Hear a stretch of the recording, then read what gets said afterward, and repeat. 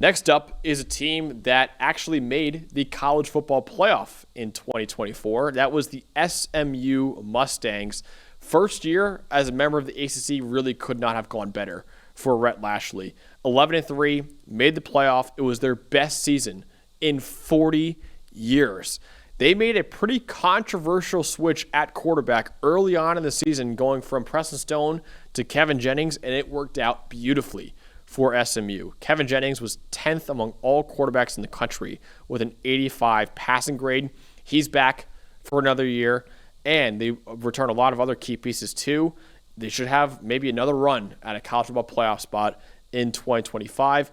They do have some questions at their skill position players, though, but Dalton, Jennings is back. And on that defense, they have an elite safety duo. Absolutely. You talk about Isaiah Nkwobia and Ahmad Moses. That's arguably the best safety duo in the country, right? And I think it's their secondary last year. These two guys were the glue that held it together. They went out. They're trying to figure out the cornerback. It wasn't as great on the outside. And they're losing a lot of pieces in their front seven. But these two guys on the back end of their secondary, they don't give up explosive plays. They both get after the football. We're going to talk about one of them more expansively in a minute. But I think when you have that as the glue that holds your defense together, you're in a pretty darn good spot while you're figuring out the rest of it, because they did lose a lot of pieces in that front seven. They did. Nkwobia and Ahmad Moses, though, they're each among the 12 highest graded safeties in the country. Now, I said arguably the best safety duo in the country. I think them and Alabama, those are the two. With Bray Hubbard and Keon Sabb, Nkwobia and Ahmad Moses, those are the two safety duos. Like, okay, those are the two best. I'm trying to think of any others, but keep rolling. Literally whoever with Caleb Downs. If you want to anybody, literally anybody with Caleb Downs. Just Caleb Downs. Just leave him. He's basically two players in one. Yeah, exactly. Well, easy now. That's Travis Hunter. That's true. That is true. Well, he plays running back this year. We'll see.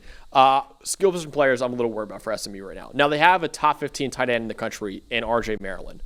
But the rest of it, mentioned before, Brashard Smith, he's gone. Top two receivers are gone too, and Roderick Daniels and Jr. and Keyshawn Smith.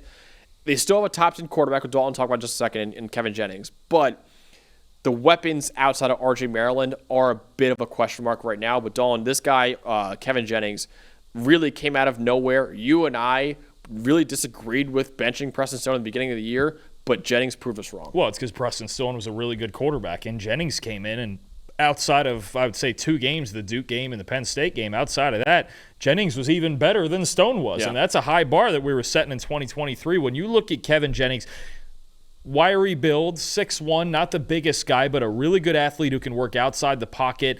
And I think the best thing that he does is identify single coverage matchups, identify those one-on-one matchups. And that's what Rhett Lashley wants in this offense. He wants to get vertical. He wants to push the ball downfield. He wants to isolate guys in one-on-one matchups. Kevin Jennings, when throwing into single coverage last year, Max, had the fourth best passing grade in the country. Wow. Right? So when he's clean and he sees those pre-snap reads, he's really good. 74.1 passing grade when moved off his spot. Tied with Cade Klubnik for the highest in the Power 4. So you're talking about a guy who just in general is really dangerous. Now, there's times in the pocket, kind of like Stone was a little bit too, where the footwork can be a little frenetic. He gets a little antsy. Sometimes when you can feel in the rhythm of a game, of certain games. I can remember moments in the Louisville game. Certainly the Duke game when Manny Diaz was throwing everything. The Penn State game, obviously in the playoff in the cold when he melted down. You can feel all of a sudden where Kevin Jennings is getting antsy, right? Yeah. Just need him to calm down in big spots. Yes, there's going to be great defensive coordinators that throw a lot of stuff at you, right? But I think don't let it affect your footwork and your accuracy, especially in the pocket, right? Less than 55% of his passes, according to our quarterback charting, were charted as accurate. That's footwork. That's just calming down in the pocket. If he plays a little more calm within the pocket on some of those in-between throws, kind of the same scouting report I have for Preston Stone because of this offense, he's going to be really, really good again. It's just that he has to avoid certain quarterbacks, you can just feel it. It's like a couple of throws or a couple of when he gets rattled. We saw it. The Duke game when he turned the ball over, I think 6 times. The Penn State game where it just all fell apart in the first quarter for him. Just calm down in those big moments, and he's going to have a really good season again. I think his playoff game against Penn State has a lot of people, just not very high on him going into the year. You got to remember, he was excellent before that game, and that was a big spot for him to be in, and obviously he did not perform well at all. But I still have a lot of faith in Kevin Jennings. I still think he's easily a top 15 quarterback in the country, and for me, he's a top 10 quarterback. And let's be real with that Penn State defense for a second. I think, correct me if I'm wrong, the only quarterback I saw tear apart that defense all year was Dylan Gabriel. Yeah. I mean, because even Will Howard, even the Ohio State game. No, Howard struggled. Yeah, he struggled. I mean, that was the only – Dylan Gabriel and Oregon were the only ones that really tore up Penn State like that. So it's not like – especially, and it's 0 degrees out there in the mountains in Penn State. So it's like – lay off him. He's like, it's almost like the college Justin Herbert. I'm like, can you lay off him for one bad game? Can we just like calm down on just ripping it's Kevin unfortunate Jennings? It's the final game of the year, but it's just like Herbert. I mean, they were outmatched. That's all there is to it. Jennings is really good. Yeah. He is. Well, one guy who could have helped him in that playoff game was R.J. Maryland, who unfortunately suffered a torn ACL last year, but he was playing like one of the best tight ends in the country before going down with that torn ACL after 7 games. 2.7 yards per route run throughout those first 7 games. Only Harold Fannin Jr. and Tyler Warren were more among FBS tight ends. Both those guys. I mean, listen, every tight end stat, Fannin and Warren last year were going to be at the top of it. They had 2 record-setting years. Anytime you're even close to them in any stat, it's really good. So R.J. Maryland, third best yards per route run besides those 2 guys. He missed half a year, but over the last 2 years, Dolan, he has 877 receiving yards, the 7th most among all returning tight ends in the country, even after missing half a season last year too. Plenty room for improvement as a blocker, but he made some strides in that department with a 55.9 run blocking grade this past year. Now he's healthy. He should once again be Kevin Jennings' favorite target up the seams. Yeah, pretty impressive that they still made the playoff and still had the explosive offense they did without Maryland for a good chunk of the year, because he's really their most notable skill player on the outside. And for as much as he's listed as a tight end, he's very often that guy that gets up the seams and makes things happen vertically down the field. Like a Rondé Gadsden.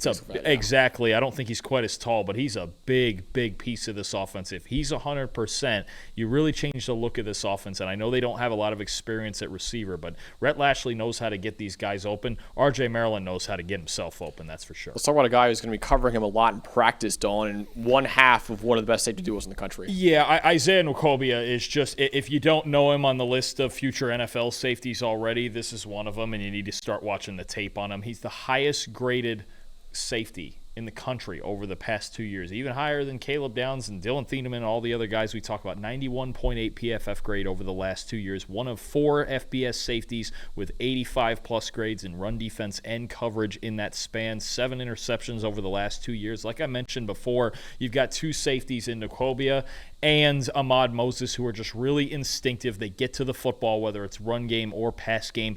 These 2 guys, and Nwokobia especially, really the glue that hold this defense together. That's going to be the case even more so this year when we don't have an elite front 7 with Elijah Roberts and Jared Harrison Hunt and all these guys. This team, I think this year is going to be built from the back end up while they rebuild this defensive line. Definitely. Yeah, great player. All right. Win total is set at 8.5 for SMU. What's the bottom line for this team? And Dalton, can this be a college football playoff team once again in 2025? Before you pick the over-under, can they be a playoff team, do you think? Yeah, because I think they can. If you're a team, showed this last year, that they are the ones who showed this last year. If you are good enough, if you've got at least 10, if not 11 wins, and you are good enough, if you're good enough to be to make your conference title game, you're good enough to make the playoff, whether it be winning it or like they did last year, barely losing it and the way that all went. This is a tough schedule they have, SMU. It's tougher than last year, which is a big reason why they made it last year. That's true, too. I mean, Clemson, Miami, Louisville, 2 really fun out-of-conference games. Baylor and TCU, they're playing out-of-conference. Ooh, man. I think I'm going under. Okay. Oh, well. What is it? They have to get to 9. They can take 3 losses? Yeah. Dang. 8.5. Dang, that's tough. I'll go. I think I'm going to go under. I'll go over to be opposite of you, but I can see the argument for both. I'm going to go under. 2 really tough out-of-conference games with Baylor and TCU. I think awesome football games those are going to be. I am worried about this front 7 because I think a reason not enough people talked about. I know we're always talking about Rhett Lashley and Kevin Jennings in this offense. This front 7 was spectacular last year, and they lost like the whole thing. And I like this safety pair. But at the end of the day, there's going to be some teams that want to run the ball on you. I look at Baylor. I look at Louisville, right? Some of these other teams. I think I'm going to sneak it under. Okay. I think they're the see, it's like it's hard because when you have a Kevin Jennings, you should win 8 or 9 games. I think it's going to be right on the border. I think maybe they go 8-4. The front 7, I need to see this front 7. That Baylor game week 2 is going to be a ton of fun. That's a great football game, and I want to find out if their front 7 is going to recover from all the guys that they lost. I'll go soft over just to be different, but I'm 50-50 on it. Yeah. Boy, the books really have the ACC down pretty good. They're making it tough on us. I think either they win both Big 12 games they have against Baylor and TCU, and then they lose Clemson, Miami, and Louisville, or they win one of those 3 games and they lose to either Baylor or TCU. I don't think this is a playoff team, probably. I'm not going to pick them to make the playoff. It's the regression on defense for me worries me. The front 7 worries me at all the pieces they lost.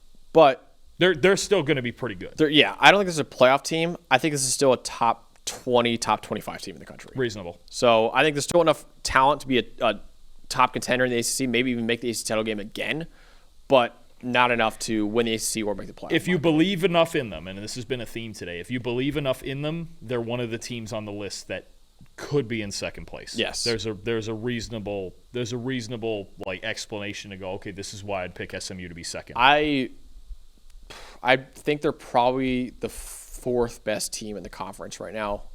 Behind, but it's close between Miami, Louisville, and SMU. I think those are the next 3 after Clemson. So, yeah, I think SMU would still be a really good team. Still be like an 8-4 type team probably, but 8-4, 9-3. Just don't think they'll get to 10 wins in 2025. Hey, thanks for watching another episode of the PFF College Football Show. Please make sure you guys subscribe to the channel. Also, subscribe to PFF Plus at subscribe.pff.com for all of the same data and grades that we use in our show, plus fantasy tools, betting tools, and our mock draft simulator.